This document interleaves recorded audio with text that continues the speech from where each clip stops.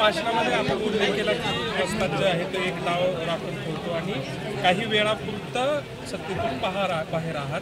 नेमका मतितार्थ काय होता, काय म्हणायचं, काय सूचित करायचं, काय असं केलं? यामध्ये एक फार महत्त्वाची गोष्ट आपण लक्षात घेतली पाहिजे, ती म्हणजे 10 वर्ष भारतीय जनता पक्षाला ज्या सक्षम विरोधी पक्षाची सवय नव्हती, इतका सक्षम विरोधी पक्ष हा समोर आहे.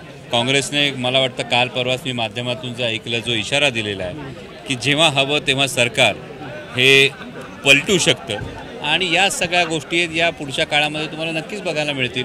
जसं लोकसभा स्पीकर पदासाठी सुद्धा डेप्युटी स्पीकरची मागणी ही विरोधी पक्षांनी केलेली आहे. कारण मी गेली 5 वर्ष जे हाऊसमध्ये होतो त्यावेळी विरोधी पक्षांचा आवाज कसा दाबला जातो. आपणच बातम्या दिलेल्या आहेत की महापुरुषांच्या बदनामीच्या वेळी जेव्हा मी भाषण करत होतो तेव्हा माझा माईक बंद करण्यात आलेला आहे. कांद्याच्या निर्याती संदर्भात जेव्हा आवाज उठवला तेव्हासुद्धा प्रत्येक वेळी आवाज दाबण्याचा जो प्रयत्न होत होता, माईक म्यूट होण्यासारखे जे प्रयत्न होत होते, पुरेसा वेळ मिळण्याचे जे विषय होते, यासाठी विरोधी पक्षांनी आता डेप्युटी स्पीकरची मागणी केलेली आहे. आणि डेप्युटी स्पीकर नाही झालं तर लोकसभा स्पीकरसाठी निवडणूक होईल आणि या निवडणुकीतच कदाचित ही अप्रत्यक्ष फ्लोर टेस्ट असेल. एकंदरीतच ज्या पद्धतीनं परिस्थिती आहे, तुम्हाला वाटतं हे सरकार दीर्घकाळ चालेल किंवा सगळ्यांच्या नजरा ज्या आहेत तुमच्या नेत्यांकडे आहे, शरद पवार? मला वाटतं तुमच्या प्रश्नातच याचं उत्तर आहे. कारण हा प्रश्न मागची 10 वर्ष कधीच कोणी विचारत नव्हतं, हे सरकार चालेल का.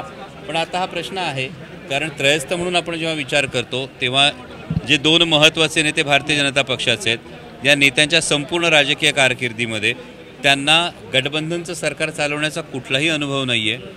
त्याचबरोबर भारतीय जनता पक्षानं 10 वर्ष मित्रपक्षांना ज्या पद्धतीनं वागवलं आहे, त्यामुळे या NDAच्या सरकारमध्येच परस्पर विश्वासाचा अभाव आहे.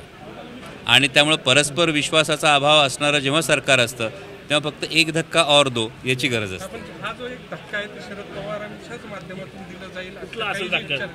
ही जर देशाची चर्चा असेल तर मला असं वाटतं की देशांना आदरणीय पवारसाहेबांच्या राजकीय अनुभवाविषयी, त्यांच्या नेतृत्वाविषयी आणि त्यांच्या राजकीय मुत्सद्देगिरीविषयी देशाला किती विश्वास आहे हीच गोष्ट यातून समोर येते. लोकसभा निवडणुकीला मराठा कार्ड चालला अशा ज्या आहेत त्या चर्चा सुरू आहे. त्याला आता भुजबळांनी एक प्रत्युत्तर दिलेलं आहे की मराठा कार्ड चाललं तर अमोल कोल्हे कसे निवडून आले. नाही, मी भुजबळ साहेबांची ती प्रेस ऐकलेली नाही, त्यामुळे त्याविषयी मी भाष्य करू शकत नाही.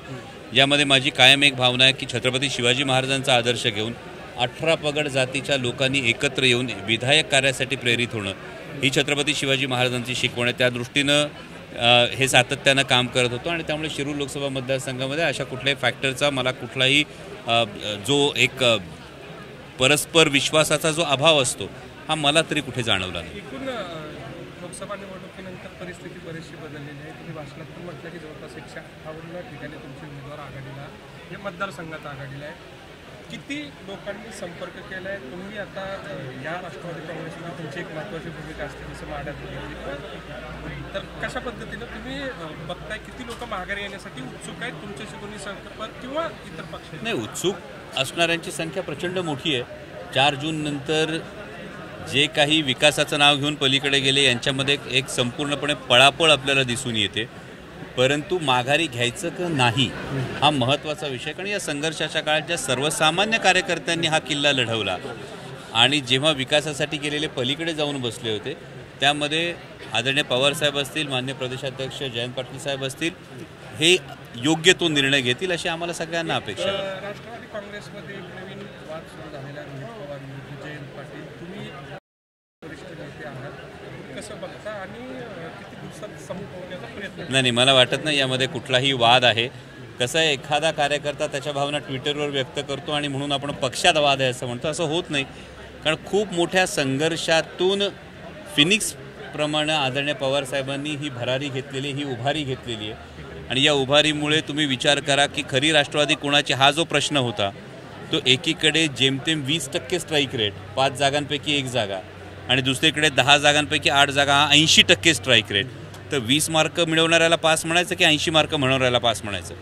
कदाचित याच्याकडे लक्ष वेधलं जाऊ नये म्हणून असा काहीतरी अंतर्गत वाद आहे, अशी एक सुरस कथा ही रचली जात असण्याचा संशय आहे. निकालानंतर महायुतीत धुसफूस सुरू झाली. लहान भाऊ मोठा भाऊ वारंवार जे आहे त्याच्यात वाद होऊ लागले. कसं आहे, महायुतीचा अंतर्गत प्रश्न आहे आणि हा अंतर्गत प्रश्न असल्यानंतर ही स्वाभाविक प्रत्येक वोट ट्रान्सफर, कुठलंही युती होते किंवा आघाडी होते तेव्हा सगळ्यात महत्त्वाचा मुद्दा हा वोट ट्रान्सफरचा होतो. आणि या वोट ट्रान्सफरच्या मुद्द्यामध्ये महायुतीच्या तीनही पक्षांमध्ये एक वाक्यता नाही आहे. कारण प्रत्येकाला असं वाटतं की ज्या पक्षाला आपण बरोबर घेतलं त्यांची वोट ट्रान्सफर झाली नाही. RSSने ज्या पद्धतीनं त्यांच्या मुखपत्रातून अजितदादांमुळे ब्रँड व्हॅल्यू घसरली हा जो थेट उल्लेख केलेला आहे, या सगळ्या गोष्टींमधून त्यांची धुसफूस, त्यांचे मतभेद हे चव्हाट्यावर येत आहेत. कारण दुसरी फार महत्त्वाची गोष्ट आहे की पराजयाचा कुणालाही धनी व्हायचं नसतं. आणि लोकसभेत सपाटून मार खाल्ल्यानंतर विधानसभेत 158 जागांवर महाविकास आघाडी पुढे आहे हे पाहिल्यानंतर महायुतीच्या नेत्यांच्या मनामध्ये चलबिचल होणं स्वाभाविक आहे. त्यामुळे हा ब्लेम गेम सुरू असू शकतो. अशीच धुसफूस महाविकास आघाडीमध्ये सुरू आहे. पटोले असतील किंवा अन्य नेते. मला वाटतं आजच आदरणीय पवारसाहेब असतील, नाना पटोले साहेब असतील आणि माननीय पक्षप्रमुख उद्धवसाहेब ठाकरे असतील यांनी संयुक्त पत्रकार परिषद घेतलेली आहे. आणि मला असं वाटतं की उद्धवसाहेबांनी पारिजात फुलला माझ्या दारी, माणिक वर्माच्या ज्या गाण्याचा उल्लेख केला, गदी माडगुळकरांच्या ज्या पंक्ती आहेत की पारिजात फुलला माझ्या दारी, फुले पडती शेजारी, तरी पारिजातकाला खतपाणी घालण्याचं आम्ही सोडणार नाही, हे जे वाक्य आहे मला वाटतं हे महाविकास आघाडीच्या मजबूतीची ग्वाही आहे.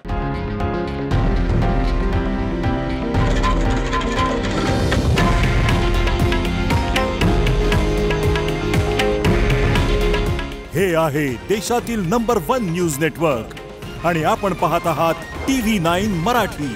काळजी तुमची, हित महाराष्ट्राचं.